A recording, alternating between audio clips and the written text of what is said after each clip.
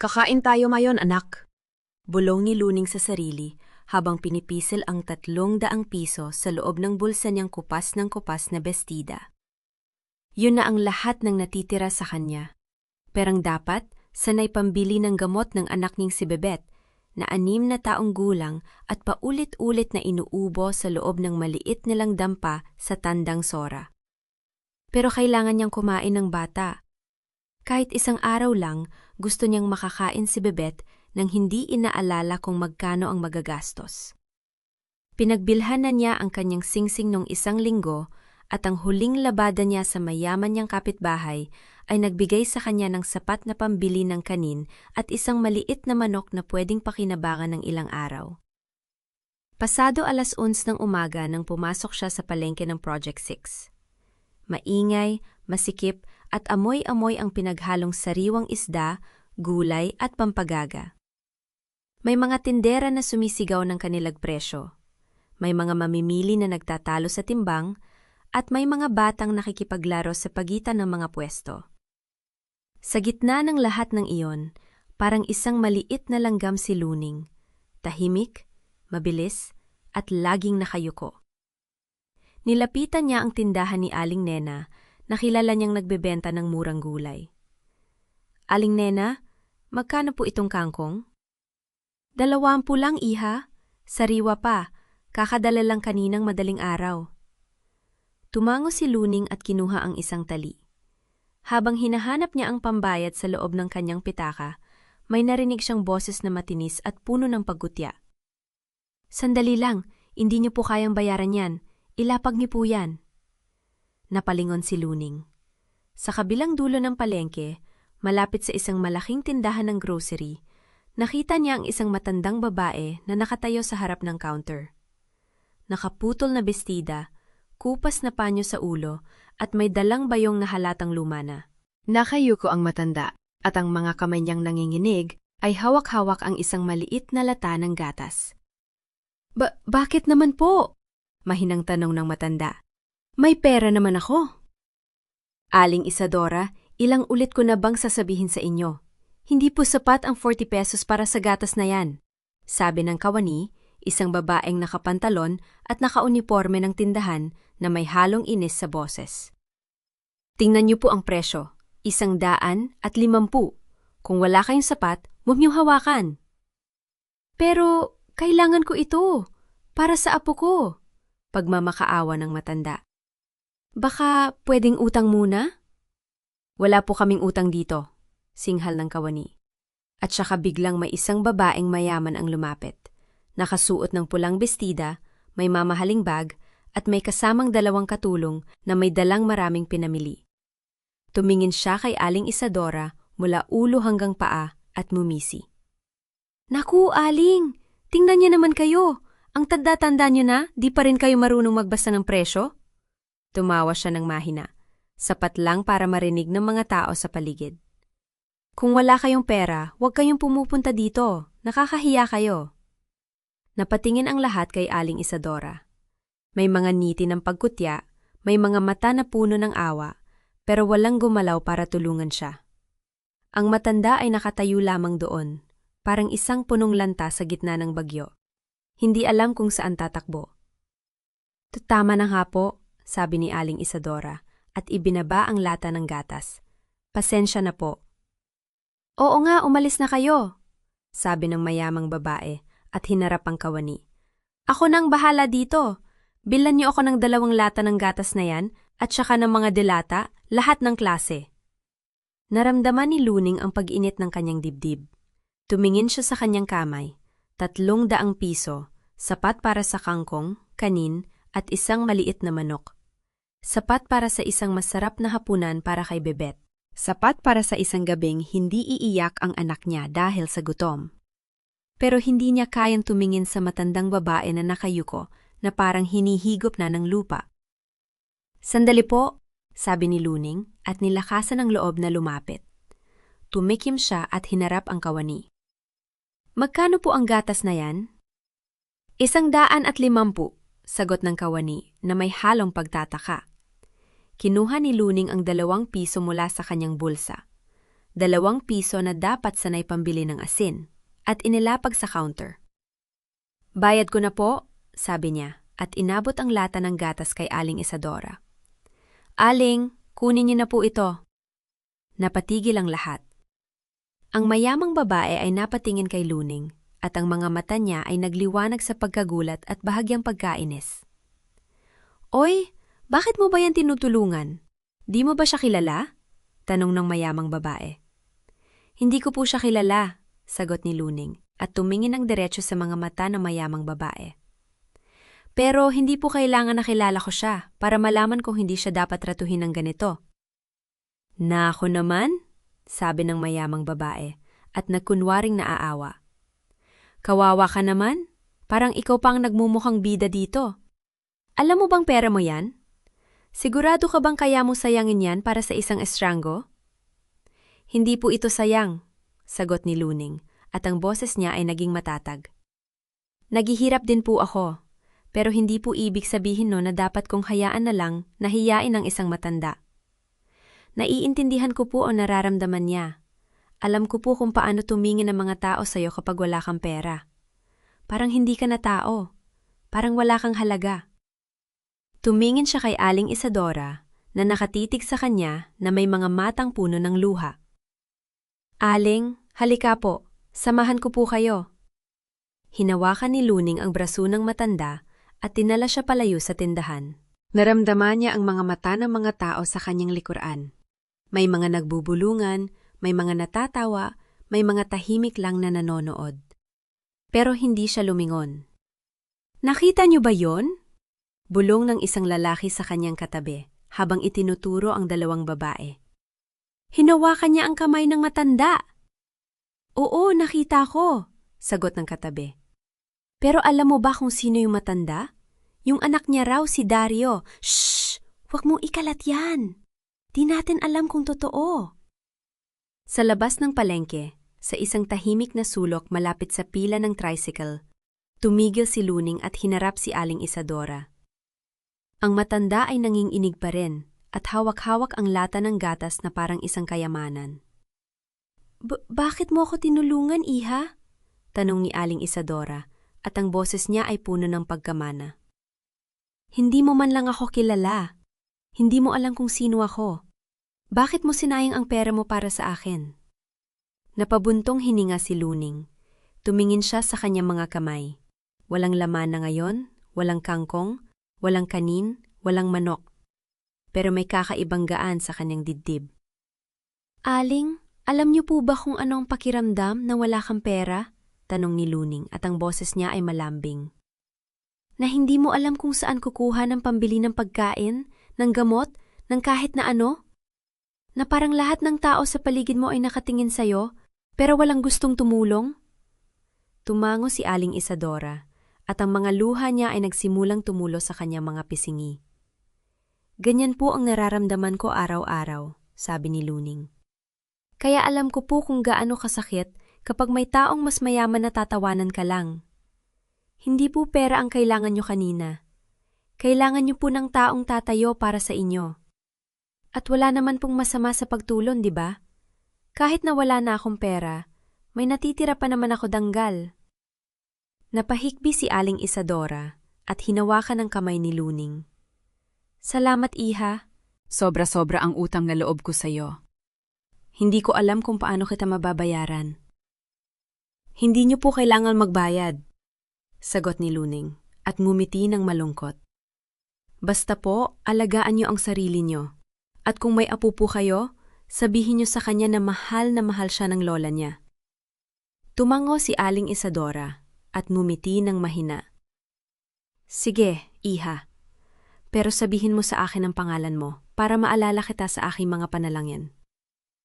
Luning po, Luning Reyes. Luning, ulit ng matanda na parang sinasaulo. Magandang pangalan. Nawaing pagpalain ka ng Diyos, Luning.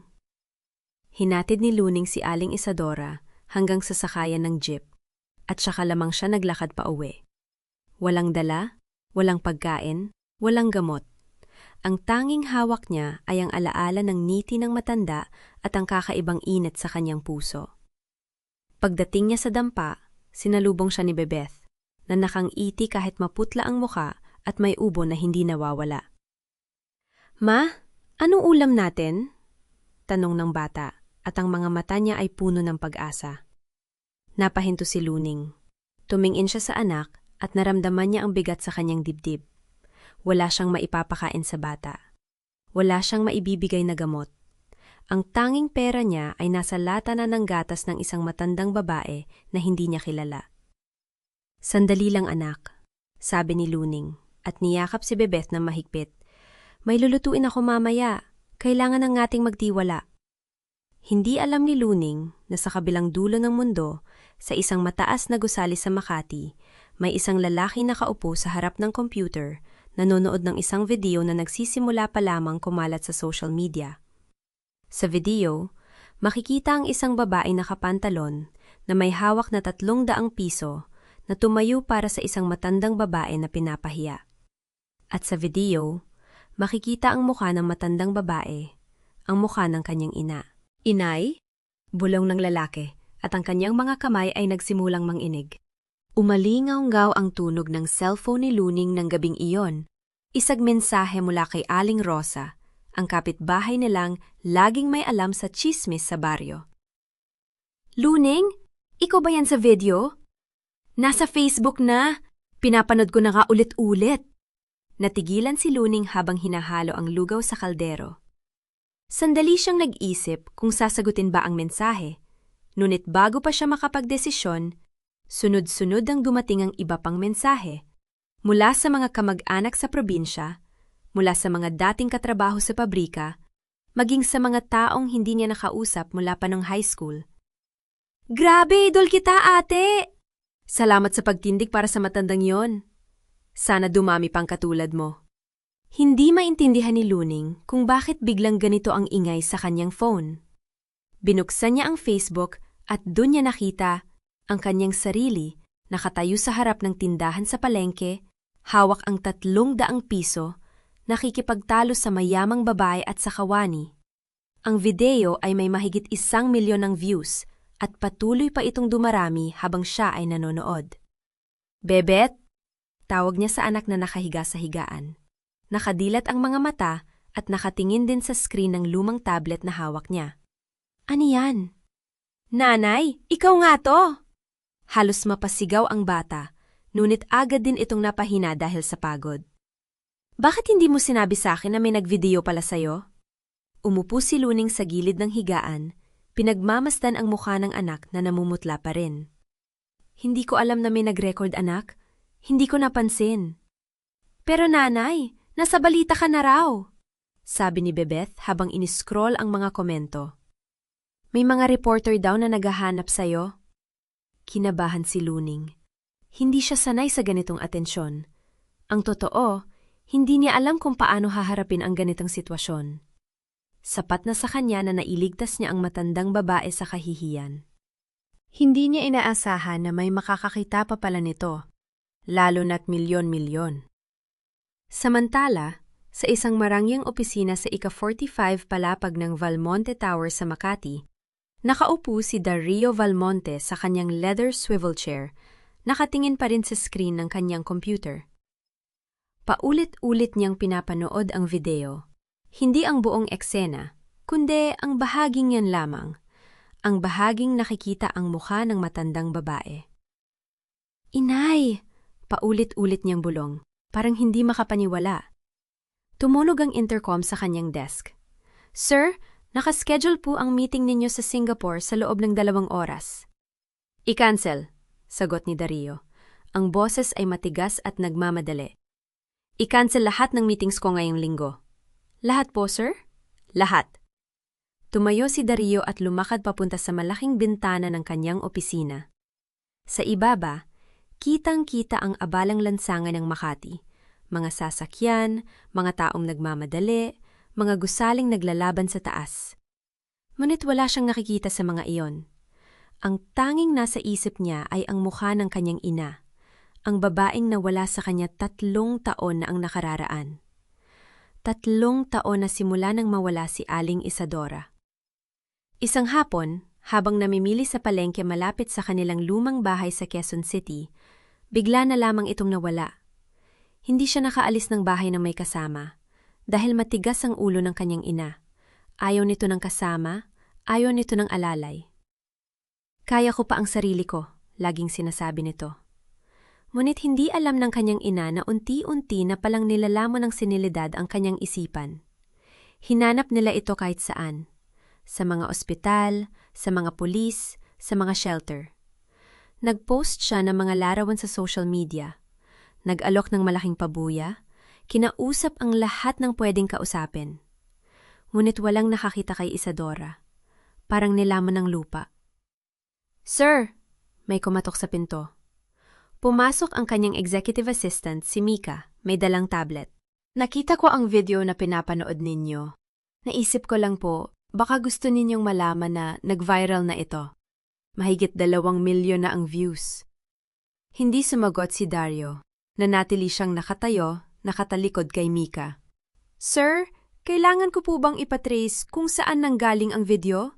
Tanong ni Mika, maingat ang boses. "Baka makatulong po sa paghahanap natin kay Aling Isadora." Dito lamang lumingon si Dario. Sa unang pagkakataon mula nang mapanood niya ang video, may kislap ng pag-asa sa kanyang mga mata. "Oo, gawin mo lahat ng kailangan. Hanapin natin ang babaeng nasa video. Ang babaeng tumulong sa aking ina." "Ang babae po ba, sir?" "Oo," sagot ni Dario. Ang boses ay puno ng determinasyon. "Ang babaeng nagngangalang Luning. Hanapin natin siya, at hanapin din natin ang aking ina." Napatangos si Mika at mabilis na lumabas ng opisina. Naiwan si Dario na mag-isa, nakatingin muli sa screen ng computer. Pinanood niya ang video ng paulit-ulit, ngunit sa pagkakataong ito, hindi na ang mukha ng kanyang ina ang pinagtuunan niya ng pansin. Napansin niya ang babaeng tumulong, si Luning. Nakita niya ang mga mata nito puno ng awa at tapang. Nakita niya ang mga kamay nitong nanginginig habang inaabot ang pera. Nakita niya ang damit nitong luma at kupas, ngunit hindi nito pinigilan na tumayo para sa kanyang ina. "Salamat," bulong ni Dario sa screen. Ang boses ay paos mula sa emosyon. "Salamat sa pagtulong sa aking ina." Umupo siya muli sa kanyang upuan. Kinuha ang kanyang cellphone at tinawagan si Mika. "Mika, may isa pang bagay. Kapag nahanap na niyo si Luning, huwag ninyo siyang kakausapin ng diretsyo. Gusto kong personal siyang puntahan. Gusto kong personal siyang pasalamatan." "Naintindihan ko po, sir. Gagawin ko ang lahat para mahanap siya." "At Mika," dagdag ni Dario, ang boses ay seryoso, "siguraduhin ninyong ligtas ang aking ina. Kung nasaan man siya, protektahan ninyo siya." "Opo, sir." Nang matapos ang tawag, napatingin si Dario sa larawan sa kanyang desk. Isang lumang litrato ng kanyang ina, nakangiti. Hawak ang isang basket ng gulay. Sa loob ng 3 taon, ito na ang unang pagkakataon na nakita niya ang kanyang ina na buhay. At sa unang pagkakataon, naramdaman niyang may pag-asa pa pala. Sa kabilang panig ng lungsod, hindi alam ni Luning na ang maliit niyang kabutihan, ang pagtulong sa isang matandang babae sa palengke, ay magbubukas ng pinto sa isang himalang hindi niya inaasahan. Hindi niya alam na sa mga susunod na araw, may isang bilyonaryong anak na maghahanap sa kanya, hindi dahil sa pera o sa kasikatan, kundi dahil sa isang bagay na mas mahalaga, ang kanyang ina. Ngunit sa gabing yon, habang hinahalaw ni Luning ang lugaw para sa kanyang anak, ang tanging nasa isip niya ay kung paano makakapagpatuloy sa kabila ng lahat ng pagsubok. Hindi niya alam na ang kanyang buhay at ang buhay ng kanyang anak ay malapit ng magbago ng tuluyan. Umaga noon sa Quezon City, at ang maliit na eskinita patungo sa bahay ni Luning ay tahimik pa. Ngunit sa dulo ng kalsada, may 2 sasakyang itim na huminto, mga mamahaling sasakyan na hindi kailanman nakita sa lugar na iyon. Bumaba si Dario Valmonte, suot ang mamahaling terno at bitbit ang isang papel na may address. Tinitigan niya ang lumang bahay sa harap niya. Yero ang bubong, kupas na ang pintura, at may nakasabit na mga damit na pinatuyo sa harap. Kumatok siya ng marahan, ngunit walang sumagot. Mulay siyang kumatok, mas malakas. Maya-maya, bumukas ang pinto at lumitaw si Luning. Nanlalaki ang mga mata, basa ang mga kamay, at nakasuot ng lumang damit na pangbahay. "Sino po kayo?" tanong ni Luning, may pag-iingat sa boses. "Ako si Dario Valmonte," sagot niya, pormal ngunit magalang. "Hinahanap ko po kayo, Luning Reyes." Nagtaka si Luning. Kilala niya ang pangalan. Sino ba sa Pilipinas ang hindi? Ngunit bakit hahanapin siya ng isang bilyonaryo? "Sandali po," sabi ni Luning. Hindi pa rin nakakalabas ng pag-aalinlangan. "Ganito po ba talaga? Bakit po ako hahanapin ng isang tulad ninyo?" Napabuntong hininga si Dario. Tumingin siya sa paligid, sa mga kapitbahay na nagsisilip na sa mga bintana, sa mga batang naglalaro sa kalye na huminto upang titigan ang kanyang sasakyan. "Pwede po bang makapasok? Kailangan ko pong ipaliwanag ng maayos." Nag-atubili si Luning, ngunit may nakita siyang kakaiba sa mga mata ni Dario. Hindi ito mukhang may masamang balak. Binuksan niya ang pinto ng mas malawak at tumabi upang makapasok ang bisita. Sa loob, kitang-kita ang hirap ng buhay. Maliit ang bahay, halos siksika ng mga gamit. Sa isang sulok, may kama na kinahihigaan ng isang batang babae. Maliit, maputla, at tila mahina. Nakakonekta ito sa isang oxygen tank. "Itong anak ko po," sabi ni Luning. Napansin ang tingin ni Dario sa bata. "Si Ella, may sakit po siya sa puso." Tumango si Dario, ngunit hindi agad nagsalita. Tila may pinagpipilian siyang mga salita. Umupo siya sa lumang silya na inalok ni Luning at pagkatapos ng mahabang katahimikan, nagsalita siya. "Luning, nakita ko po ang video," sabi niya, seryoso ang muka. "Yung video sa palengke, yung tinulungan ninyo ang isang matandang babae." Nanlaki ang mata ni Luning. "Ah, yun po pala," sabi niya, ikinahiya ang atensyon. "Pasensya na po kayo. Hindi ko naman sinasadya na kumalat yon. Hindi ko po alam na may nag-record." "Huwag kang mag-sorry," mabilis na sabi ni Dario.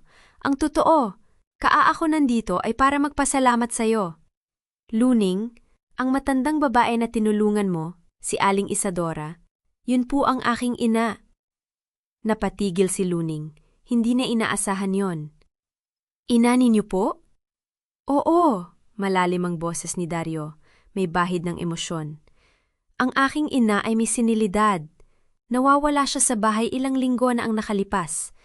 Ginugol ko ang bawat araw sa paghahanap sa kanya. Nag-post ako sa social media, nag-alok ng malaking reward, kinausap ang pulisya, ngunit walang nakakita sa kanya. Hanggang sa makita ko ang video na yon. Hindi ko maipaliwanag ang naramdaman ko nang makita ko ang mukha niya at ang isang estranjero na tumutulong sa kanya sa oras na kailangan niya ito." Tumigil si Dario, tila pinipigilan ang pag-iyak. "Luning, hindi mo alam kung gaano kalaki ang nagawa mo. Hindi lang para sa aking ina, kundi para sa akin. Sa loob ng mga linggong yon, natatakot ako na baka hindi ko na siya makita pang muli. Ngunit dahil sa iyong kabutihan, narito siya ngayon, ligtas at kasama ko." Natahimik si Luning. Hindi niya alam kung ano ang sasabihin. Tiningnan niya ang kanyang mga kamay, magaspang, puno ng gasgas mula sa pagtatrabaho. Tiningnan niya si Ella na natutulog. Ang dibdib nito ay dahan-dahang umaangat at bumababa. "Ginawa ko lang po ang tama," mahinang sabi ni Luning. "Hindi ko po kayang panuurin na ginaganyan ng isang matandang babae. Kahit wala na po akong pera, hindi ko po kayang tumalikod. At yon ang dahilan kung bakit ako nandito," sabi ni Dario. Ang kanyang boses ay puno ng taos-pusong pasasalamat. "Luning, sabihin mo sa akin, paano kita matutulungan? Ano man ang kailangan mo, anumang hilingin mo, gagawin ko." Napaiyak si Luning. Sa unang pagkakataon sa mahabang panahon, may nakakita sa kanyang paghihirap. Hindi bilang isang figura sa isang viral video, kundi bilang isang tao. Isang ina na ginagawa ang lahat para sa kanyang anak. "Ang anak ko po," sabi niya, nanginginig ang boses, "si Ella. Kailangan niya ng operasyon sa puso. Sabi ng doktor, kung hindi siya maoperahan sa lalong madaling panahon, maaring hindi na siya lumaki ng normal. Ngunit wala akong pera para doon. Naghipon ako ng maraming taon, ngunit hindi pa rin sapat. Hindi ko alam kung ano pong gagawin ko. Tumingin si Dario kay Ella. Ang maliit na katawan nito, ang maputlang muka, ang mga tubo na konektado sa kanyang ilong. Nakita niya ang pagod sa mga mata ni Luning, ang mga kulubot sa kanyang no, kahit bata pa ito. At sa sandali ngayon, alam niya ang gagawin niya. Luning, sabi ni Dario. Tumayo siya at hinarap siya ng diretsyo. Mula ngayon hindi ka na mag-iisa. Tutulong ako. Hindi ko pa masasabi kung paano, ngunit pangako ko sa'yo, hindi ko pa babayaan ang anak mo. Hindi ko pa babayaan ang pamilyang tumulong sa aking ina. Hindi makapagsalita si Luning. Tumulo ang mga luha sa kanyang mga pisingi. Ngunit sa pagkakataong ito, hindi ito luha ng kalungkutan, kundi ng pag-asa. Sa unang pagkakataon sa mahabang panahon, nakaramdam siya ng gaan sa kanyang dibdib. Salamat po, bulong niya, halos hindi marinig. Salamat po, Mr. Valmonte. Numiti si Dario, isang ngiti na puno ng pangako. Hindi mo kailangan tawagin ako Mr. Valmonte. Dario lang. Tumingin siya kay Ella, na sa sandaling yon ay iminulat ang mga mata, maliit, nagtataka, ngunit may ngiti sa labi. At sa sandaling yon, alam ni Dario na hindi ito simpleng tulon. Ito ay simula ng isang bagong kabanata para sa dalawang pamilya. Umalis si Dario na may determinasyon sa kanyang mga hakbang.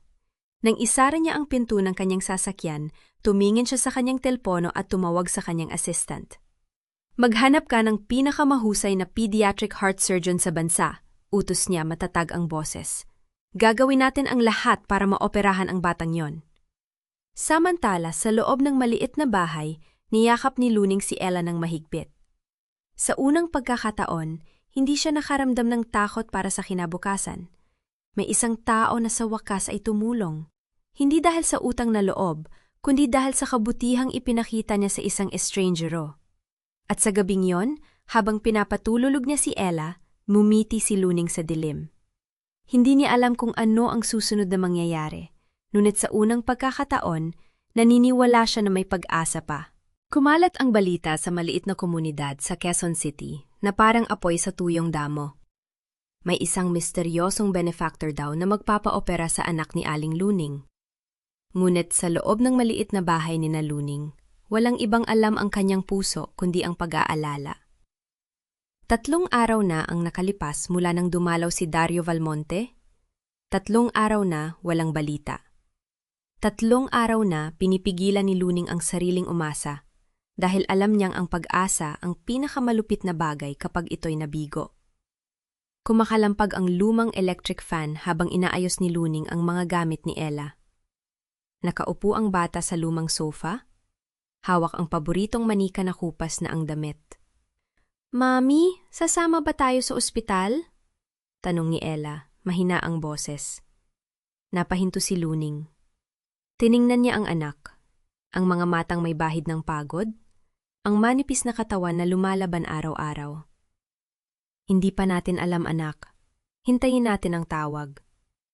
Yung mabait na tito ba kahapon, siya ba ang tutulong sa atin? Hindi alam ni Luning kung paano sasagutin yon. Totoo naman, si Dario nga ang nangakong tutulong. Ngunit hanggang kailan? Ano ang kapalit?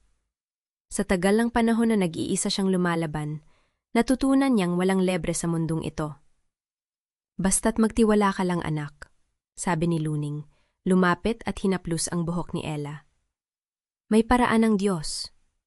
Ngunit sa loob niya, may tinig na nagtatanong. Ano nga bang paraan yon? Sumabog ang katahimikan nang tumunog ang lumang cellphone ni Luning. Hindi niya kilala ang numero. Sumagot siya ng may pag-aalinlangan. Magandang umaga po.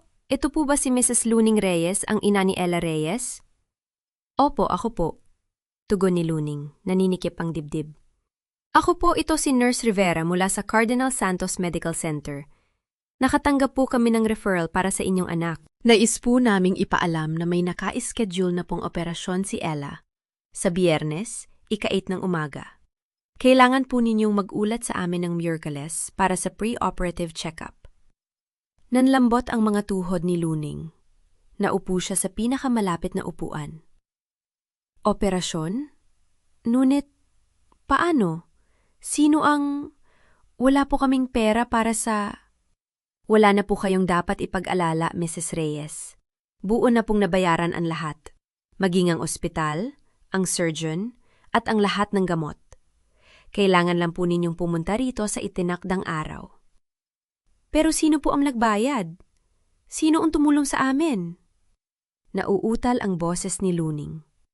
Pasyensya na po, hindi po namin maibibigay ang pangalan. Ang sabi lang po sa amin, isa siyang kaibigan ng inyong pamilya na nais pong manatiling hindi kilala. Napababa ni Luning ang phone, nang ing-inig ang mga kamay. Tiningnan siya ni Ella nang may pag-aalala. Mommy, may sakit ka ba? Hindi nakasagot si Luning. Napaluha siya, luha ng kalituhan, ng kagalakan, ng takot, ng pasasalamat.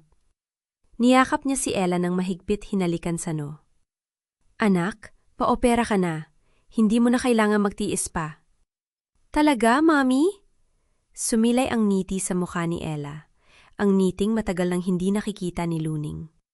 Hindi na ba ako mahirap ang huminga? Hindi na, anak. Ipinapangako ko sa'yo, hindi na. Ngunit sa likod ng kagalakan, may katanungang bumabagabag kay Luning. Sino ang tumulong? Si Dario ba? O may iba pa? At higit sa lahat, bakit itinatago ang pangalan? Ano ang dahilan? Kinabukasan, hindi mapakali si Luning. Hindi siya makatulog, hindi makakain. Tiningnan niya ang lumang sobre kung saan itinago niya ang calling card ni Dario. Pinag-isipan niyang tawagan ito. Nuit may pumipigil sa kanya. Paano kung di siya ito? Paano kung mali ang kanyang akala? Sa halip, nagdasal si Luning. Nagpasalamat siya sa anumang himalang ito, sa sinumang nasa likod nito. Dumating ang Miyerkules. Maaapay nasa terminal na si Luning kasama si Ella. Nakasakay sila sa jeep papuntang Maynila, hawak ang maliit na bag na may lamang damit at mga gamot. Sa kabila ng hirap ng biyahe, hindi maalis ang ngiti sa labi ni Ella. Mommy, makikita ko na ba ang mga doktor na mag-aalaga sa akin? Oo, anak, at gagaling ka na. Pagdating sa Cardinal Santos Medical Center, natigilan si Luning.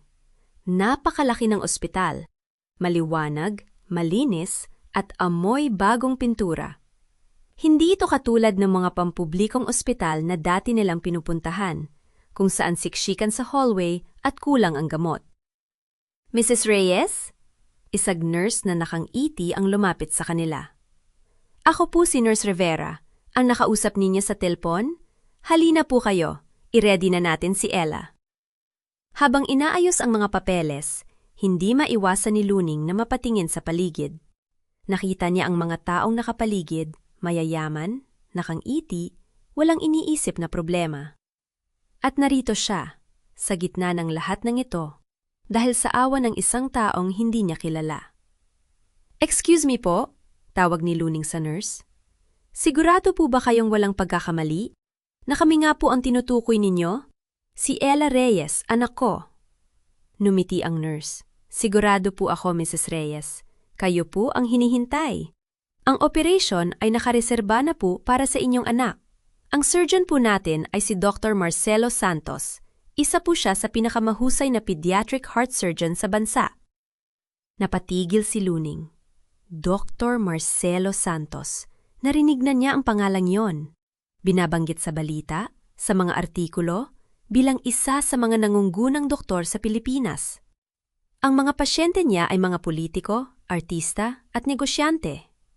Paano naman napunta ang anak niya sa lista ang mga pasyente ni Dr. Santos? Sino po ang doktor na nag-refer sa amin? Tanong ni Luning, hindi makapaniwala. Hindi ko po alam, Mrs. Reyes. Ang sabi lang po sa akin, isa pong malaking donasyon ang natanggap ng ospital para sa pondo ng charity patients. At napili po si Ella bilang isa sa mga benepisyaryo. Charity patient. Ang mga salitang yon ay parang kutsilyo sa puso ni Luning. Sa kabila ng lahat, siya pa rin ang mahirap na ina na nangangailangan ng awa. Ngunit sa parehong pagkakataon, hindi niya maikakaila ang pasasalamat. Hindi niya alam kung sino ang nasa likod nito. Ngunit alam niyang hindi ito nagkataon lamang. Nang gabing yon, habang natutulog si Ella sa private room, Isagsilid na hindi naman nila kayang bayaran, naupo si Luning sa tabi ng bintana. Tumingin siya sa mga ilaw ng Maynila, sa mga gusaling mataas, sa mga taong nagmamadali sa kabila ng salamin. May kumatok sa pinto. Isang nurse ang pumasok, may dalang mga bulaklak. Para po ito kay Ella, sabi ng nurse, inilapag ang mga bulaklak sa lamesa. May kasamang sulat. Nanggunat ang Noni Luning. Pinuksan niya ang maliit na sobre. Sa loob, isang piraso ng puting papel na may sulat kamay. Sa maliit na batang may pusong matapang. Naway maging maayos ang iyong operasyon.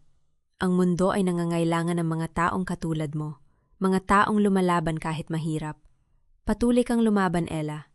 May nagmamahal sa'yo. Walang pirma, walang pangalan. Tiningnan ni Luning ang mga bulaklak, mga puting rosas, ang paboritong bulaklak ni Ella. Hindi niya alam kung paano nalaman ang nagpadala. Hindi niya alam kung sino ang nagpadala. Nungit sa gabing yon, habang hawak ang sulat, naramdaman ni Luning na hindi na siya nag-iisa. May isang taong nagbabantay sa kanila. May isang taong naniniwala sa kanila. At kahit hindi niya alam kung sino, alam ni Luning na may dahilan ang lahat ng ito. Hindi nagkataon na nasa tamang lugar siya nung araw na yon sa palengke. Hindi nagkataon na nakita niya si Aling Isadora. Hindi nagkataon na tinulungan niya ito. Ang kabutihang iyon, ang maliit na kabutihang iyon, ay nagbunga ng isang malaking himala. Kinabukasan, dumating ang isa pang sorpresa. Habang inihahanda si Ella para sa pre-operative tests, may pumasok na isang matandang babae sa silid. Nakasuot ito ng eleganteng damit, may kasamang 2 bodyguard. Aling Luning? Mahinang tawag ng matandang babae. Napalingon si Luning. Nakilala niya agad ang muka, si Aling Isadora. Ngunit ibang-iba ito sa nakilala niya sa palengke. Ngayon, mukhang mayaman ito, mukhang mahalaga. Ngunit sa kabila ng mga damit at alahas, may init sa mga mata nito. Aling Isadora? Kayo po? Nagulat si Luning. Muntik nang malaglag ang hawak niyang baso. Pasensya na, anak. Hindi kita nakilala kaagad noong una.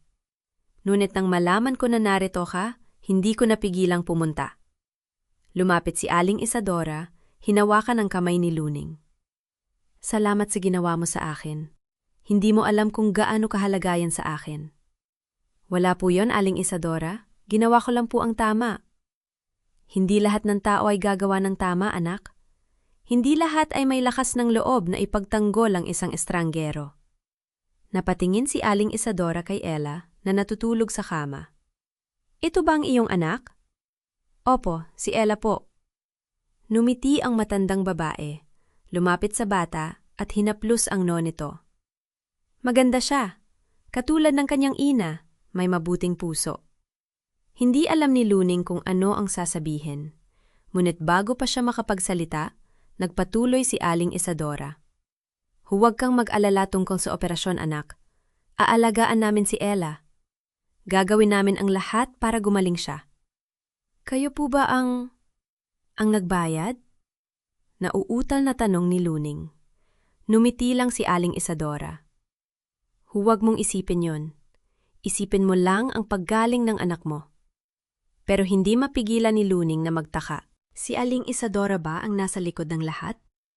O may iba pa? Bakit ayaw sabihin? At bakit parang may tinatago pa rin ang matandang babae? Nang umalis si Aling Isadora, may iniwan itong isang maliit na sobre kay Luning. Ito ay para sa'yo. Buksan mo kapag handa ka na. Pagkalabas ng matandang babae, binuksan ni Luning ang sobre. Sa loob, isang check. Isang halagang hindi niya maintindihan. 10 milyong piso. Sapat na para sa operasyon, sapat na para sa lahat ng gamot, sapat na para sa mga taon ng paghihirap.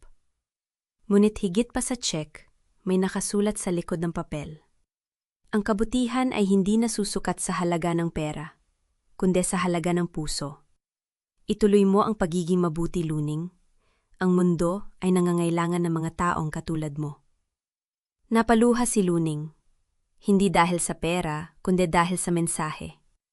Sa unang pagkakataon sa mahabang panahon, naramdaman niyang may nakakaintindi sa kanya. May nakakakita sa kanyang pinagdaanan. Ngunit sa likod ng kagalakan, may katanungang bumabagagad pa rin. Sino si Aling Isadora? Bakit siya mayaman? At bakit siya nasa palengke nung araw na yon, nakasuot ng lumang damit na't papanggap na mahirap? May mga lihim na hindi pa nabubunyag. At alam ni Luning, darating ang panahon, malalaman niya ang lahat. Ngunit sa gabing yon, habang hawak ang kamay ni Ella habang natutulog ito, pinili ni Luning na magtiwala. Pinili niyang maniwala na may dahilan ang lahat. At sa unang pagkakataon, hindi siya natakot sa hinaharap. Bukas, operasyon na. Bukas, magsisimula ang bagong buhay para sa kanyang anak.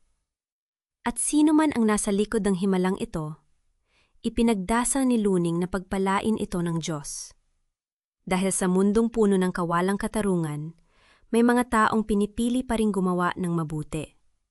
At yon, para kay Luning, ang pinakamalaking himala sa lahat. Anak ko, madilim pa lang ang langit na magising si Luning.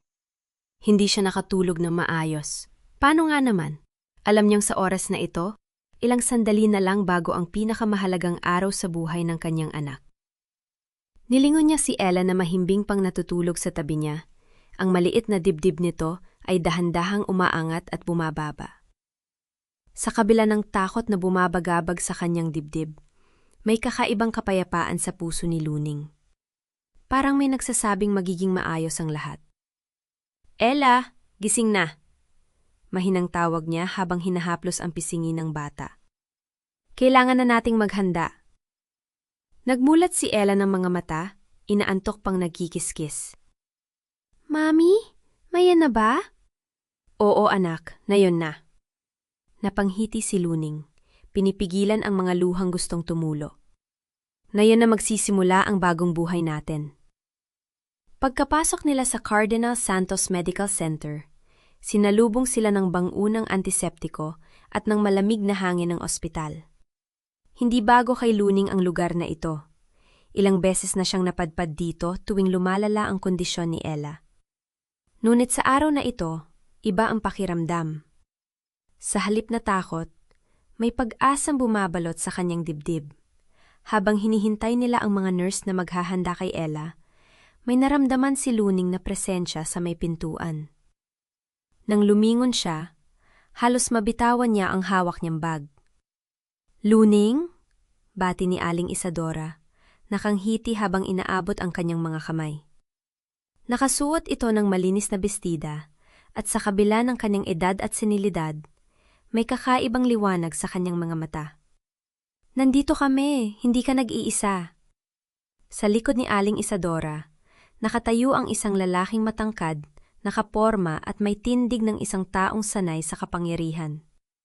Nakilala agad ni Luning ang mukha. Agmukhang madalas na nakikita sa mga cover ng business magazines, ang mukha ng taong may-ari ng halos kalahati ng mga gusali sa Makati. Si Dario Valmonte. Ngunit sa kabila ng kanyang kayamanan at kapangyarihan, ang ekspresyon ng kanyang mukha ay hindi ang karaniwang seryosong negosyante. May init sa kanyang mga mata habang nakatingin kay Ella na nakatingin din sa kanya ng may pagtataka. Mami, sino po yun? Bulong ni Ella. Bago pa makasagot si Luning, lumapit na si Dario at lumuhod sa harap ng bata. Hello Ella, ako si Tito Dario, kaibigan ng mami mo. Napanghiti siya at sa unang pagkakataon, nakita ni Luning ang isang bahagi ng Dario na hindi lumalabas sa mga interview. Ang bahaging tao lamang. Excited ka ba sa operasyon mo? Tumango si Ella ng bahagya.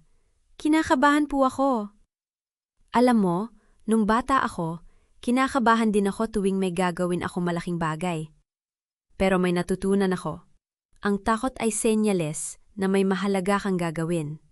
At kapag may mahalaga kang gagawin, ibig sabihin may taong nagmamahal sa'yo na gustong makita kang lumaban. Hinawakan ni Dario ang kamay ni Ella. At marami tayong nagmamahal sa'yo, anak. Marami. Napansin ni Luning na nanginginig ang mga kamay ni Aling Isadora habang nakatingin kay Ella. Lumapit siya sa matanda at hinawakan ito sa balikat. Aling Isadora, okay lang po ba kayo? Tumango ang matanda, ngunit may mga luhang namumio sa kanyang mga mata. Mukha siyang anghel, Luning. Ang anak mo ay mukhang anghel. Hinawakan niya ang mukha ni Ella. Nung bata pa ang anak ko, ganyan din siya kalambot. Ganyan din siya kaganda. Sa likod nila, nakita ni Luning na bahagyang naniga si Dario sa narinig. Ngunit mabilis itong nagbago ng ekspresyon at tumayo. Mommy? Tawag ni Ella, inaantok na. Pwede bang yakapin ko si Lola? Napangiti si Luning. Oo naman anak. Hindi inaasahan ni Luning ang susunod na nangyari. Nang yakapin ni Ella si Aling Isadora, tila may nagbago sa matanda. Niyakap nito ng mahigpit ang bata, parang hinahanap ang isang bagay na matagal nang nawala sa kanya. Mahal na mahal kita, apo. Bulong ni Aling Isadora. Mahal na mahal kita. Tumihim si Dario, tila pinipigilan ang emosyon. Aling Isadora, baka kailangan na nating magpahinga. Malapit na ang operasyon. Ngunit bago pa sila makaalis, lumapit ang isang nurse na may dalang clipboard. Kami po ba ang maghahanda kay Ella? Kailangan na po nating dalhin siya sa operating room. Parang may yelo na dumaan sa puso ni Luning.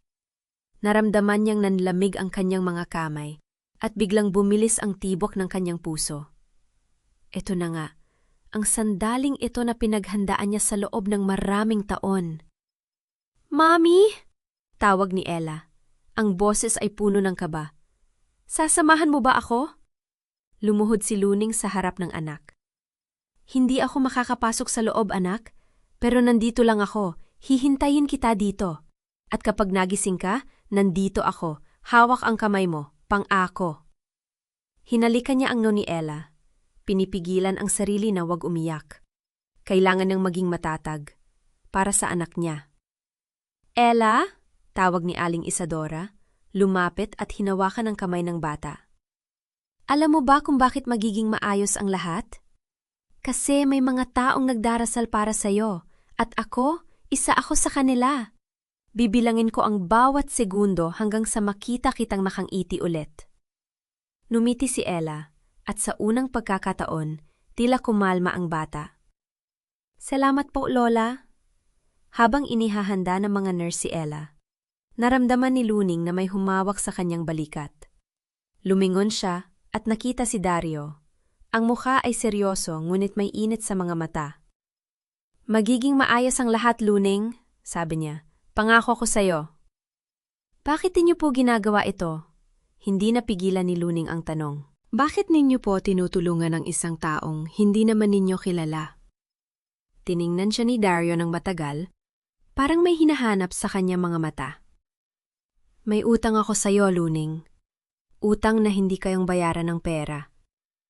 Bago pa makapagtanong si Luning, dumating ang isang doktor at kinausap si Dario. Napansin niyang magalang ang trato ng doktor kay Dario. Parang kilala nito ang bilyonaryo. Ngunit hindi na niya ito pinansin pa. Ang tanging nasa isip niya ay si Ella, na ngayon ay inihahanda na para sa operasyon. Luning? Tawag ni Aling Isadora. Hinawakan ang kanyang kamay. Halika, maupo tayo dito. Sabay tayong maghihintay. Umupo sila sa mga plastic chairs sa waiting area. Ang lamig ng upuan ay sumalubong sa kaba ni Luning, ngunit ang hawak ni Aling Isadora sa kanyang kamay ay nagbigay ng init na hindi nga inaasahan. Alam mo, nung bata pa ang anak ko, kwento ni Aling Isadora, ang boses ay tila malayo, parang nasa ibang panahon. Nung bata pa si Dario, mahina rin siya. Madalas siya magkasakit. At tuwing ilalagay siya sa ospital, nakaupo ako sa ganyang upuan. Hawak ang kamay niya. Nagdarasal na sana ay gumaling siya. Napatingin si Luning kay Dario na nakatayo sa may bintana, nakatingin sa labas. Naging maayos naman po ang lahat. Oo, naging maayos. Pero hindi ko malilimutan ang pakiramdam na yon. Ang pakiramdam na walang magawa habang nasa kamay ng iba ang buhay ng anak mo. Tiningnan ni Aling Isadora si Luning. Kaya alam ko ang nararamdaman mo ngayon. At gusto kong malaman mo na hindi ka nag-iisa. Napuno ng emosyon ang dibdib ni Luning. Sa loob ng maraming taon, siya ang nag-isa sa laban na ito. Siya ang nag-iisang nagtatrabaho, nag-iisang umiiyak, nag-iisang natatakot. Ngunit sa sandaling ito, may kasama siya. May mga taong handang makasama siya sa pinakamadilim na bahagi ng kanyang buhay. Mga ilang oras po kaya ang operasyon? Tanong ni Luning, sinusubukang pigilan ang panginginig ng kanyang boses. Hindi ko alam, anak, sagot ni Aling Isadora, hinawakan ng kamay ni Luning. Pero alam ko na kapag natapos ito, magkakaroon tayo ng dahilan para magdiwang at ako, gusto kong makita ang ngiti ng anak mo kapag nagising siya. Dumaan ang mga oras na parang mga araw. Bawat minutong lumilipas ay parang isang oras. Narinig ni Luning ang tunog ng mga makina, ang mga yabag ng mga nurse, ang mga bulong ng mga tao sa paligid. Ngunit ang lahat ng yon ay parang malayo, parang nasa likod ng salamin. Kumain ka muna, Luning, alok ni Dario, inaabot sa kanya ang isang sandwich at kape. Hindi makakatulong sa anak mo kung magugutom ka. Hindi ko po kaya, tangin ni Luning, iniiling ang ulo. Baka may mangyari habang kumakain ako. Wala namang mangyayari, pagpilit ni Dario. At kung may mangyari man, nandito kami. Hindi ka namin iiwan. Sa unang pagkakataon, napansin ni Luning ang pagod sa mukha ni Dario. May mga anino sa ilalim ng kanyang mga mata. At ang kanyang mga balikat ay tila may dalang bigat na hindi nakikita. Hindi siya mukhang isang bilyonaryo sa sandaling yon. Mukha siyang isang anak, isang taong may pinagdadaanan. Mr. Valmonte, tawag ni Luning, salamat po sa lahat ng ginawa ninyo para sa anak ko. Hindi mo kailangang magpasalamat, sagot ni Dario. Ang boses ay seryoso. Mas may utang ako sa iyo kaysa sa iniisip mo. Pero hindi ko po kayo kilala. Hindi ko po alam kung bakit ninyo ako tinutulungan. Tiningnan siya ni Dario ng matagal, parang may pinagpapasyahan. Luning, alam mo ba kung sino ang iniligtas mo sa palengke nung araw na yon? Si Aling Isadora po. Oo, si Aling Isadora. Pero higit sa lahat, iniligtas mo ang aking ina. Huminga siya ng malalim. Ang babaeng yon na pinagtatawanan sa palengke, siya ang aking ina. Ang ina na nagpalaki sa akin, na nagtiis para sa akin. Na nag-alaga sa akin nung ako ay mahina at walang-wala, nanlaki ang mga mata ni Luning. Hindi niya inaasahan ang mga salitang yon. Si Aling Isadora po ang ina ninyo? Oo, may lungkot sa mga mata ni Dario. At sa loob ng maraming taon, hindi ko siya nabigyan ng tamang atensyon. Masyado akong abala sa pagtatrabaho, sa pagpapayaman, sa pagpapalago ng negosyo. Hindi ko napansin na unti-unti na pala siyang nawawala sa sarili niyang isipan. Hindi ko napansin na kailangan na pala niya ako. Naramdaman ni Luning ang pagbigat ng kanyang puso. Kaya po pala?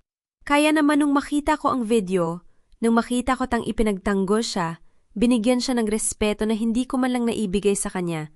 Napagtanto ko kung gaano ako nagkulang. Tiningnan siya ni Dario ng diretso sa mata. Kaya hindi ko ito ginagawa para sa'yo, Luning. Ginagawa ko ito para sa aking ina. Para maipakita sa kanya na hindi ko siya nakalimutan. Hindi alam ni Luning kung anong sasabihin. Nakatayo siya sa harap ng isa sa pinakamayamang tao sa Pilipinas at sa sandaling yon, nakita niya ang isang anak na may sakit sa kanyang puso. Hindi pisikal, ngunit emosyonal. Mr. Valmonte, Dario, pagtama niya. Tawagin mo ako Dario. Hindi tayo estrangero. Hindi na tayo pwedeng maging estrangero pagkatapos ng lahat ng ito. Bago pa sila makapagpatuloy, bumukas ang pinto ng operating room. Lumabas ang isang doktor, nakasuot pa rin ng surgical gown at mask. Naramdaman ni Luning na parang may huminto sa mundo. Mr. Valmonte, tawagin ng doktor, lumapit kay Dario. Ma'am, kumusta po ang anak ko? Hindi napigilan ni Luning ang pagmamadali. Okay po ba siya? Nagtagumpay po ba ang operasyon? Ngumiti ang doktor. At sa ngiting yon, naramdaman ni Luning ang unang pag-asa. Ang operasyon ay matagumpay. Standing na ang kondisyon ng anak ninyo. Nasa recovery room na siya.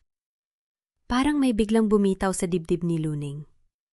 Naramdaman niyang nanghihina ang kanyang mga tuhod, at kung hindi siya hinawakan ni Aling Isadora, malamang ay bumagsak siya sa sahig. Matagumpay, bulong niya, hindi makapaniwala. Matagumpay ang operasyon. Oo, anak, kumpirma ni Aling Isadora, niyakap siya ng mahigpit. Matagumpay. Dininig ng Diyos ang ating mga dasal.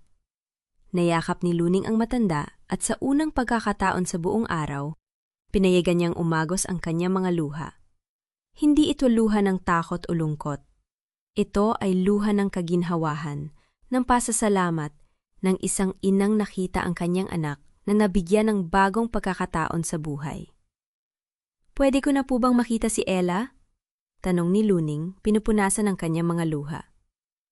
Sandali pa po, sagot ng doktor. Kailangan muna nating obserbahan siya sa recovery room. Pero pwede na kayong dumalaw sa loob ng ilang minuto.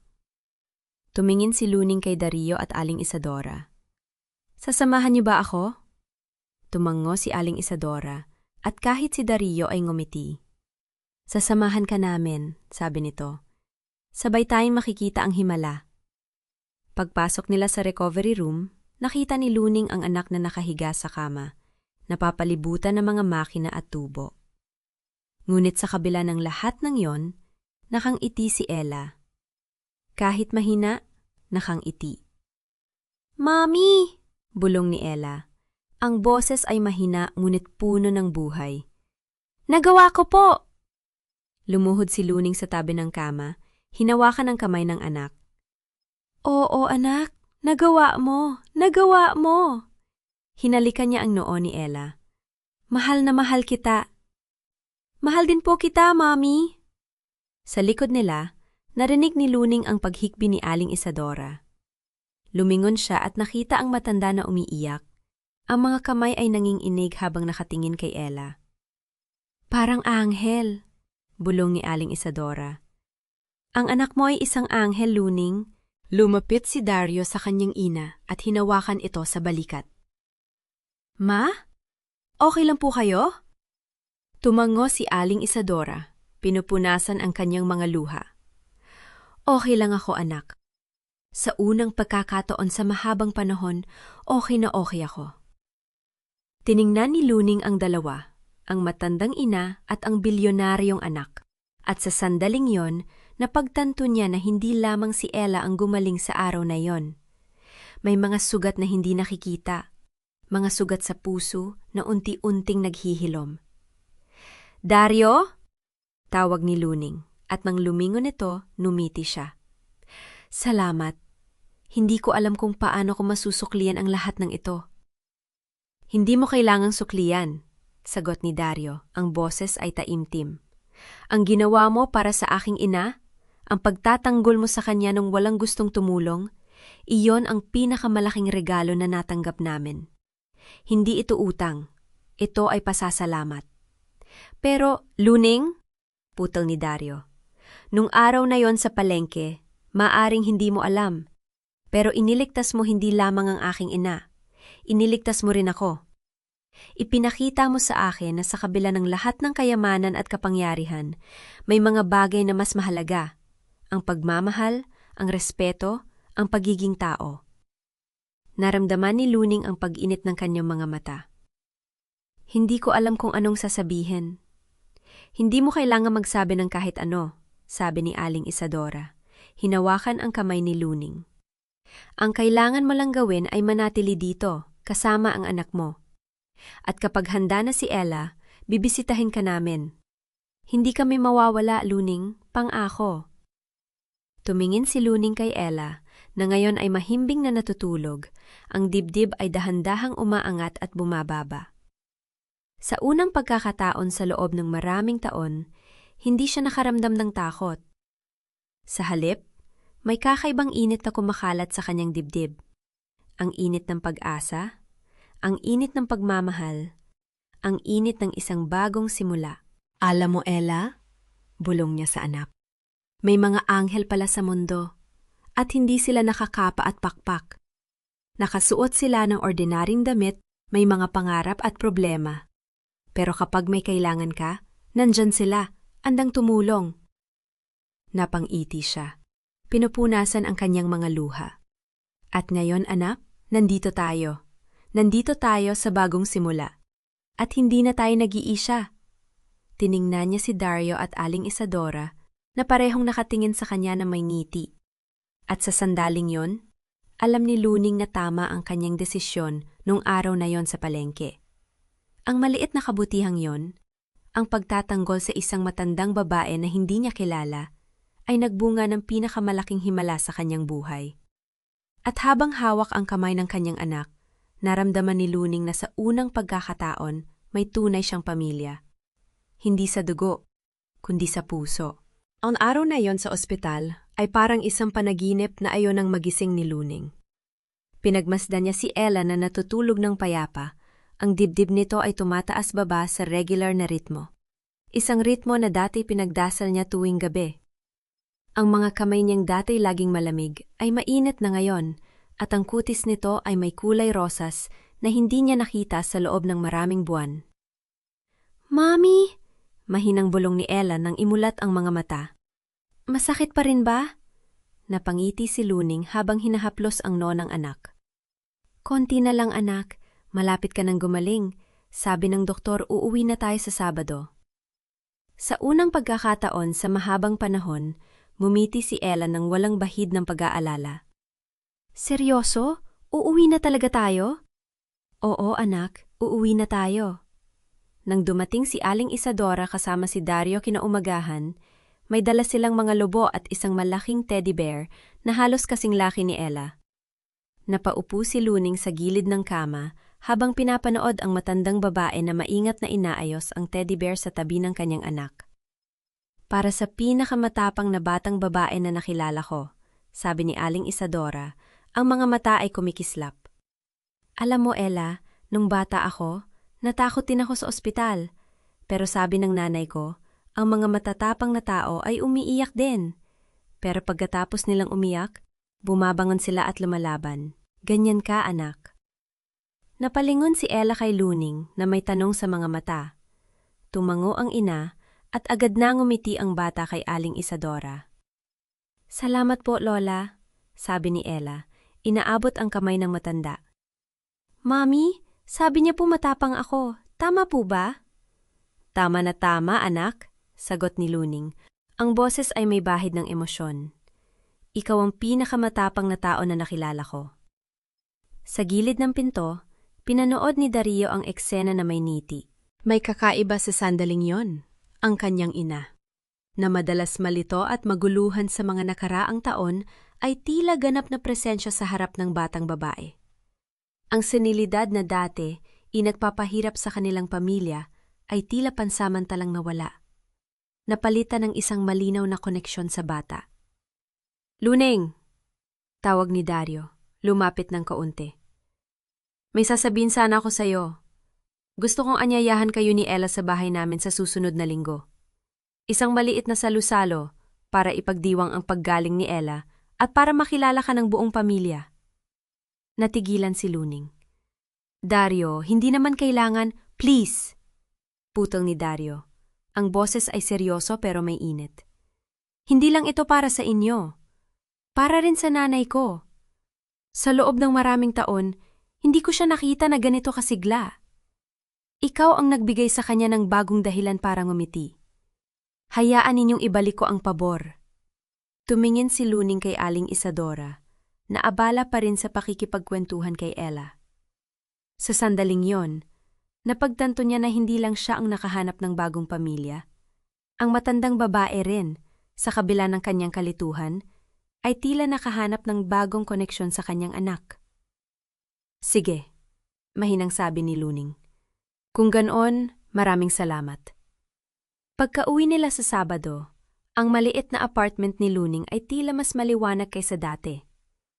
Inayos niya ang mga unan sa sopa, nilinis ang maliit na kusina, at nagluto ng lugaw para kay Ella na ngayon ay nakakaupo na ng tuwid sa kama. "Mami, miss ko na ang bahay," sabi ni Ella. Ang mga mata ay naglilibot sa maliit na silid. "Pero iba na ngayon, parang mas mainit." "Mainit? Baka nilalagnat ka pa, anak," sabi ni Luning. Nilapitan ng anak para damhin ang no. Hindi, Mami. Ibig kong sabihin, mas masaya na tayo dito. Dati kasi kapag umuwi tayo, parang may mabigat sa dibdib ko. Ngayon, magaan na. Napatigil si Luning sa paghahalo ng lugaw. Tama ang anak. May pagbabago, hindi lamang sa kalusugan nito, kundi sa buong bahay. Ang mga pader na dati, itila nakasiksik sa kanila, ay tila huminga ng maluwag. Ang liwanag na pumapasok sa bintana ay mas maliwanag. Ang hangin ay mas presko. Kumatok ang isang tao sa pinto. Pagbukas ni Luning, natagpuan niya si Dario na may dalang mga paper bag na puno ng pagkain at si Aling Isadora na may dalang isang basket ng prutas. Hindi namin napigilan, nakangiting sabi ni Dario. Sinabi ni Nanay na gusto niya makita si Ella at naisip ko, bakit hindi na lang tayo kumain dito para hindi na kayo mahirap ang lumabas? Dario, hindi naman kailangan, panimula ni Luning. Alam ko, putol ni Dario, pero gusto namin. At saka, sabi ko na sa'yo, para rin sa nanay ko ito. Sa loob ng isang oras, ang maliit na apartment ay napuno ng amoy ng nilutong pagkain. Adobo na dala ni Dario, sinigang na inihanda ni Aling Isadora, habang nagkukwentuhan sila ni Luning sa kusina. Si Ella, na ngayon ay nakaupo na sa sopa na may unan sa likod, ay pinapanood ang mga bisita na may ngiti sa labi. Lola? Tawag ni Ella kay Aling Isadora. Pwede niyo po ba akong kantahan? Yung kanta po na sinabi niyo sa ospital? Napahinto si Aling Isadora sa paghahain ng pagkain. Ang mga mata niya ay napalambot. Yung tungkol sa bituin? Siyempre, anak. Umupo ang matanda sa tabi ni Ella. Hinawakan ang kamay nito at nagsimulang kumanta ng isang matandang awitin, isang kantang hindi pa naririnig ni Luning, ngunit may kakaibang himig na tila pamilyar. Ang boses ni Aling Isadora ay nanginginig ngunit puno ng damdamin, at habang kumakanta siya, napansin ni Luning ang mga luha na namumuo sa mga mata ni Dario. Nanay! Mahinang sabi ni Dario nang matapos ang kanta. Kinanta mo yan ng bata ako? Tuwing may sakit ako. Tumingin ang matanda sa kanyang anak. Ang mga mata ay malenaw at presensya. Alam ko, anak, hindi ko nakakalimutan yan. Hindi ko nakakalimutan ang mga kanta natin. Sa sandaling yon, naramdaman ni Luning na may mas malalim na nangyayari. Hindi lamang ang paggaling ng kanyang anak, kundi ang paggaling din ng isang matandang babae na sa loob ng maraming taon ay unti-unting nawawala sa kanyang sariling alaala. At sa pamamagitan ng kanyang anak, tila may bahagi ng matanda na bumabalik. Nang gabing yon, pagkatapos kumain at mag-ayos ng mga plato, naupo si Luning sa tabi ng bintana habang pinapanood ang mga ilaw ng lungsod. Si Ella ay natutulog na. Si Aling Isadora ay nakaupo sa sopa na may hawak na lumang album ng mga litrato na dala ni Dario. At si Dario mismo ay nasa kusina, naghuhugas ng mga pinggan. Luning? Tawag ni Aling Isadora. Ang boses ay mahina ngunit malinaw. Halika rito. Lumapit si Luning at naupo sa tabi ng matanda. Pinuksan ni Aling Isadora ang album, itinuro ang isang lumang litrato ng isang batang lalaki na may ngiti. Ito si Dario nung bata pa siya, sabi ng matanda. Mahirap din kami noon. Hindi kasing hirap ninyo pero may mga panahon na hindi namin alam kung saan kami kukuha ng pagkain. Pero hindi ko siya pinabayaan. Kahit gaano kahirap, hindi ko siya iniwan. Tumingin ang matanda kay Luning. Ang mga mata ay puno ng pasasalamat. Alam mo, nung araw na yon sa palengke, nalito ako. Hindi ko alam kung nasaan ako, kung paano ako nakarating doon. Takot na takot ako. Pero nang tumayo ka sa harap ko, nang sabihin mong hindi ako dapat hamakin dahil sa aking damit, sa sandaling yon, naalala ko kung sino ako. Naalala ko na ako ay isang ina tulad mo, na ako ay may anak na mahal ko. Napahawak si Luning sa kamay ng matanda. Aling Isadora? Hayaan mong tapusin ko. Putol ng matanda, ang boses ay matatag. Hindi ako marunong magpasalamat ng maayos. Madalas akong malito, nakakalimot, Pero hindi ko makakalimutan ang ginawa mo sa akin. Hindi ko makakalimutan na may taong tumayo para sa akin nung walang ibang gumawa. At ngayon, nakikita ko ang anak mo. Agbata na yon na may pusong matapang. At alam kong may mabuting ina siya. Ikaw, Luning? Ikaw ang dahilan kung bakit siya ganyan. Naramdaman ni Luning ang pag-init ng kanyang mga mata. Aling Isadora, hindi ko alam kung ano ang sasabihin ko. Hindi ko inaasahan na may makakaalala sa ginawa ko nung araw na yon. Ginawa ko lang kung ano ang tama. At yan ang dahilan kung bakit ka espesyal, sabi ng matanda, hinawakan ang mukha ni Luning. Hindi lahat ng tao ay gumagawa ng tama kapag walang nakatingin. Pero ikaw, ginawa mo ito kahit alam mong walang makakakita. Kahit alam mong maaring mawala sa iyo ang lahat. Yan ang uri ng kabutihan na hindi nabibili ng pera. Pumasok si Dario mula sa kusina. Pinupunasan ang kanyang mga kamay sa tuwalya. Nakita niya ang dalawang babae na magkahawak ng kamay at ngumiti siya. "Nanay, oras na para umuwi," mahinang sabi niya. "Kailangan mong magpahinga." Tumango ang matanda, ngunit bago tumayo, hinalikan niya ang noni Luning. "Salamat anak, para sa lahat." Nang makauwi na ang mga bisita, naupo si Luning sa gilid ng kama ni Ella, pinagmamasdan ng anak na natutulog ng mapayapa. Ang kamay ng bata ay nakapatong sa teddy bear na dala ni Aling Isadora at sa unang pagkakataon sa mga taon, walang bakas ng sakit sa mukha nito. "Alam mo, Ella," mahinang bulong ni Luning, hinahaplos ang buhok ng anak.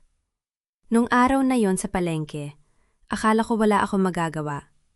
Akala ko, bilang isang mahirap na ina, walang halaga ang aking boses. Pero tama palang sinabi ko, ang pagiging mahirap ay hindi nangangahulugang hindi tayo karapat-dapat sa respeto. At hindi rin ito nangangahulugang hindi tayo makakatulong sa iba." Tumingin siya sa bintana, sa mga ilaw ng lungsod na kumikislap sa dilim. Ang maliit na kabutihang yon. Ang pagtayo para sa isang matandang babae na hindi ko kilala, nagbago ito ng lahat. Hindi lamang para sa akin, kundi para sa iyo, para kay Aling Isadora, para kay Dario. Sino ba ang mag-aakala na ang isang sandali ng katapangan ay magdadala sa atin dito? Napahigpit ang hawak niya sa kamay ni Ella. "Hindi ko alam kung ano ang hinaharap natin, anak. Hindi ko alam kung gaano katagal ang tulong ni Dario o kung ano ang susunod na mangyayari sa atin. Pero alam ko ito, hindi na tayo nag-iisa. May pamilya tayo ngayon. Hindi sa dugo, kundi sa puso. At yan, anak, ay mas mahalaga kaysa sa anumang kayamanan." Naramdaman ni Luning ang pagpikit ng kanyang mga mata. Ang pagod ng mga nakaraang araw ay unti-unting lumalabas. Ngunit sa kabila ng pagod, may kakaibang gaan sa kanyang dibdib. Isang damdaming hindi niya naramdaman sa loob ng maraming taon.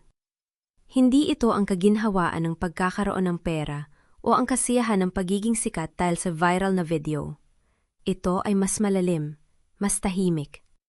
Ito ay ang kapayapaan ng pag-alam na sa kabila ng lahat ng paghihirap, may kabutihan pa rin sa mundo. At ang kabutihang yon, kahit maliit, ay maaaring magbunga ng mga himala. Hinawakan niya ang kamay ni Ella, naramdaman ang mainit na balat nito, ang regular na tibok ng pulso nito.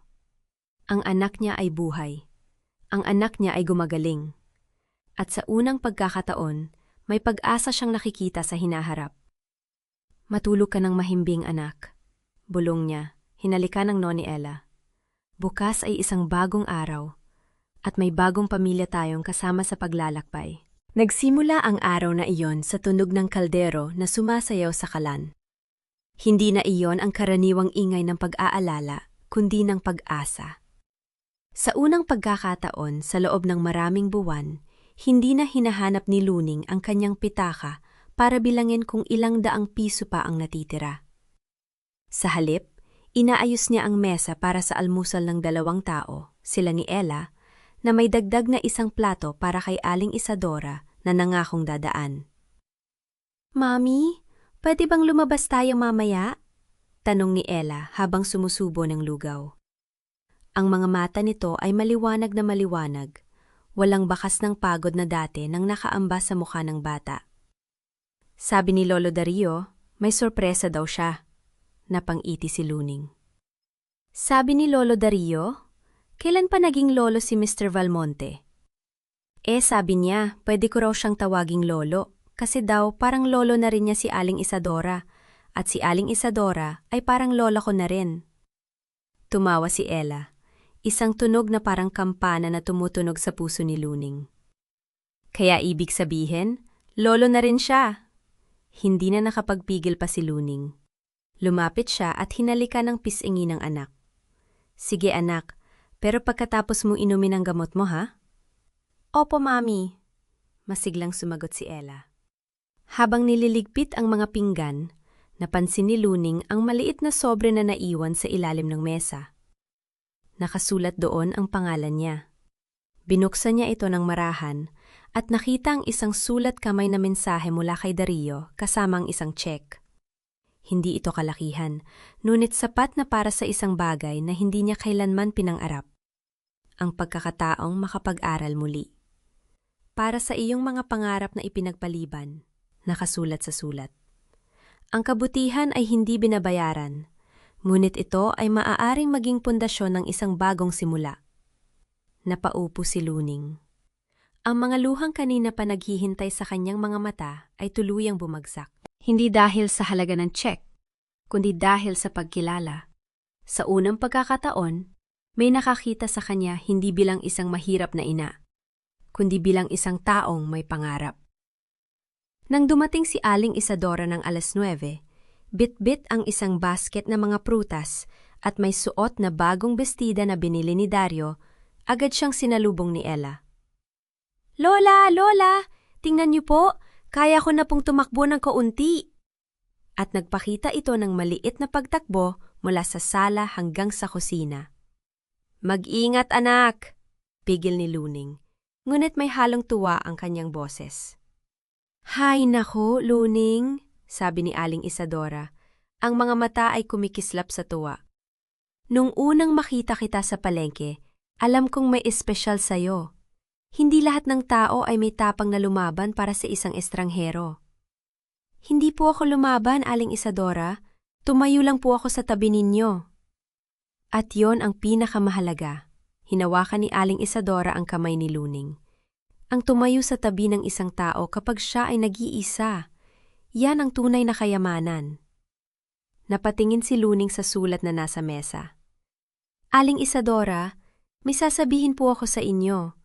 Nag-aalala po ako na baka isipin ninyo na siningil ko ang kabutihang ginawa ko sa inyo. Tumawa si Aling Isadora, isang malalim at mainit na tawa. Luning anak, huwag kang mag-alala. Alam kong hindi ka ganon. Ang tanging hinihiling ko sa'yo ay patuloy mong tuparin ang mga pangarap mo, para sa anak mo at para sa sarili mo. Nang dumating si Dario ng tanghali, may dalang mga pasalubong para kay Ella, mga libro, krayola, at isang bagong bag na pang-eskwela.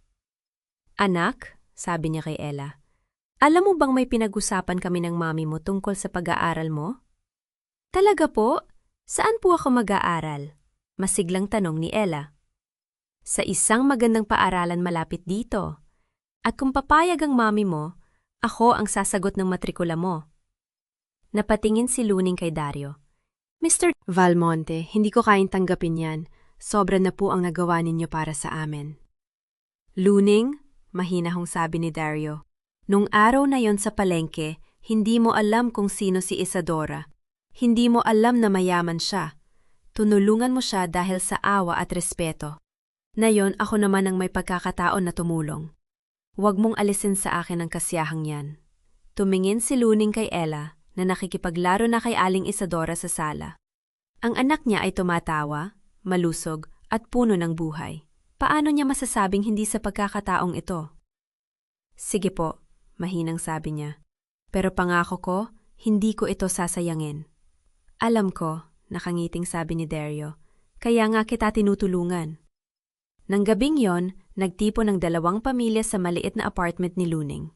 Nagluto siya ng kanyang espesyal na adobo, ang putaheng natutunan niya sa kanyang ina, at bumili ng sariwang isda para sa sinigang na paborito ni Aling Isadora.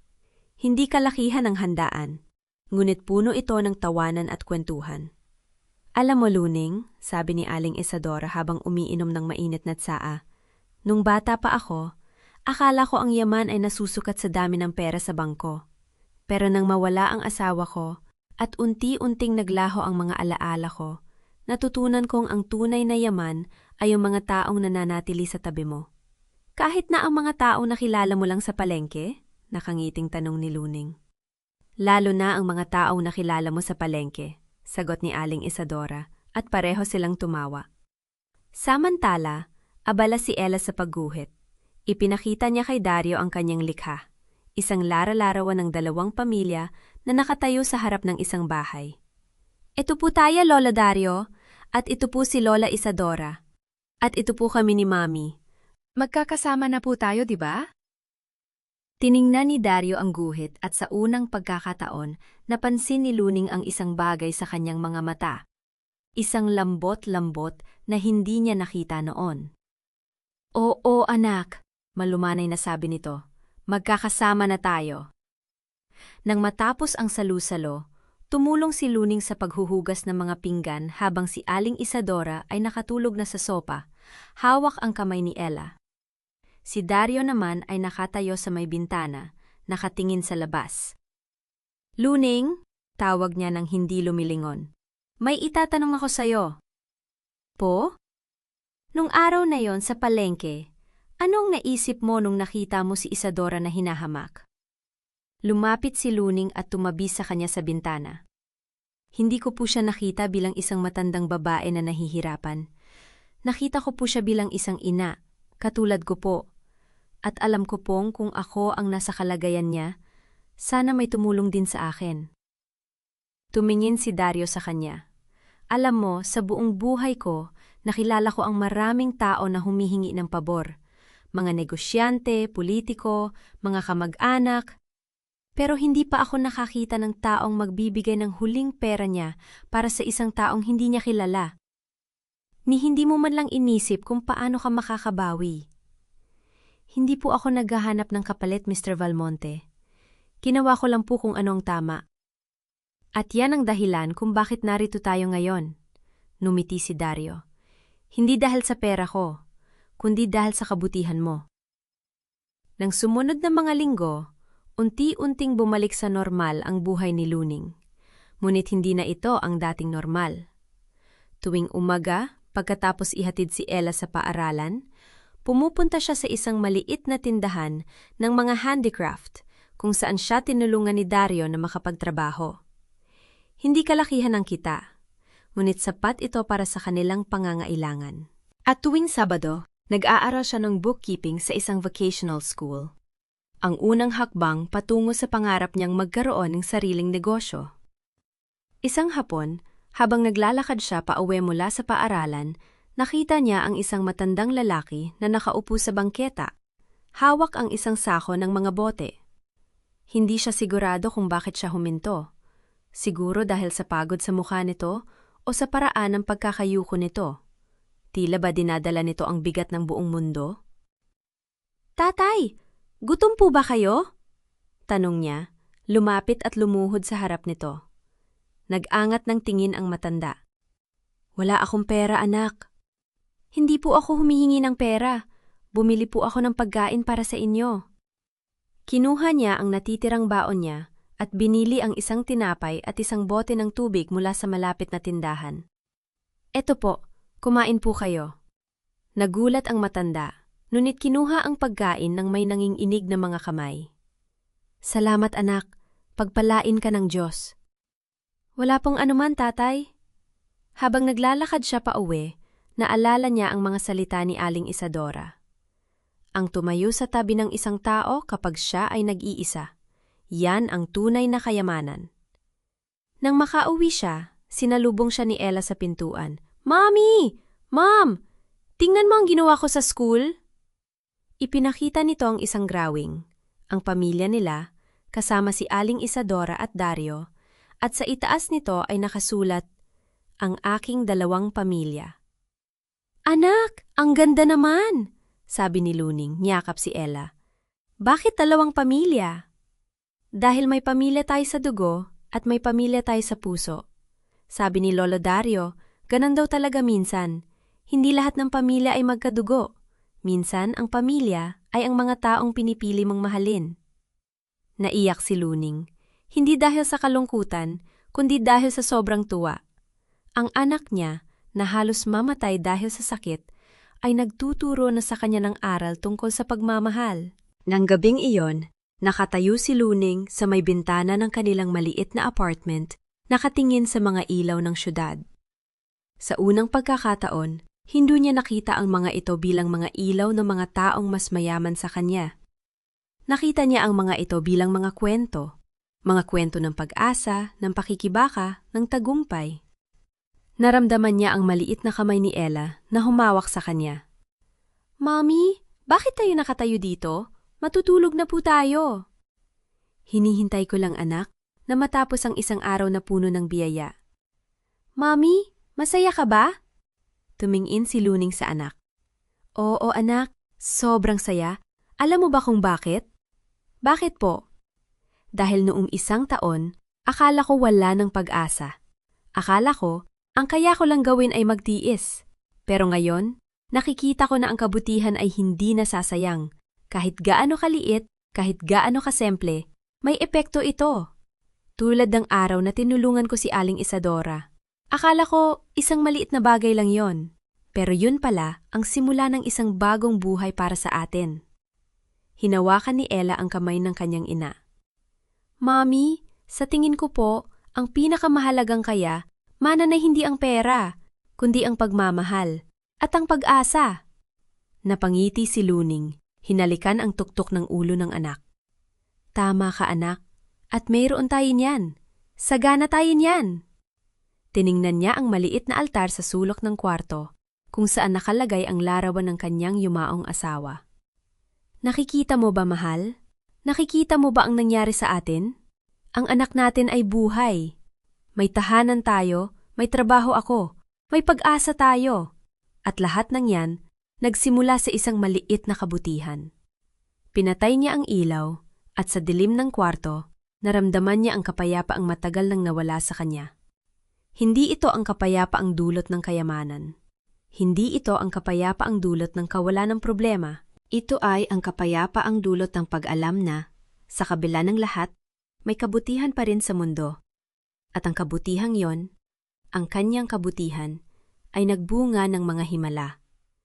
Nakatulog siya na may ngiti sa labi, hawak ang kamay ng kanyang anak, at sa kanyang puso, ang paniniwalang ang pinakamahalagang kayamanan ay hindi kailanman nasusukat sa pera, kundi sa pagmamahal, sa pag-asa, at sa mga taong pinili mong mahalin. Sa huli, ang kwentong ito ay hindi tungkol sa pera, o sa malaking bahay, o sa operasyong nagtagumpay. Hindi rin ito tungkol sa viral na video o sa bilyonaryong nagpakita ng awa. Sa totoo lang, ang kwentong ito ay tungkol sa isang inang may pusong handang magbigay kahit na halos wala na siyang matira para sa sarili. Ito ay tungkol kay Luning na sa kabila ng kanyang kahirapan ay piniling ipagtanggol ang isang matandang babae na hindi niya kilala, hindi dahil may kapalit ito, kundi dahil alam niyang tama ito. At minsan, ang mga maliliit na desisyon natin sa buhay, ang mga desisyong hindi natin inaasahan na may malaking epekto, ang siya palang magiging daan tungo sa mas maliwanag na bukas. Ang isang simpleng kabutihan na ginawa ng walang hinihintay na kapalit ay naging tulay para sa dalawang pamilyang nagkawing-kawing ang kapalaran. Para kay Luning, hindi nagbago ang kanyang katayuan sa buhay. Hindi siya yumaman magdamag, pero natutunan niyang ang tunay na kayamanan ay hindi nasusukat sa laman ng bulsa, kundi sa laman ng puso. Ang pagmamahal ng kanyang anak, ang pagkakaibigang nabuo kay Aling Isadora, at ang bagong pag-asang sumisilay sa kanilang tahanan, yan ang mga bagay na hikayang bilhin ng kahit anong halaga. Kaya sa mga nakikinig, tandaan natin, hindi mo kailangang maging mayaman para maging mabuti. Hindi mo kailangang maghintay ng tamang panahon para tumulong. Minsan, ang kailangan lang ay ang lakas ng loob na gawin ang tama. Kahit na ikaw mismo ay nangangailangan din. Dahil hindi mo alam Ang maliit mong kabutihan ay maaaring maging simula ng isang himala. Hindi lamang para sa iba, kundi para sa iyong sarili. Maraming salamat sa pagsama sa kwento ni Luning, Ella, Aling Isadora at Dario. Sana ay may naisip kayo mabuting gawin na yung araw, kahit maliit, dahil baka yun na pala ang simula ng inyong sariling himala. Hanggang sa muli at ingat lagi sa inyong mga puso.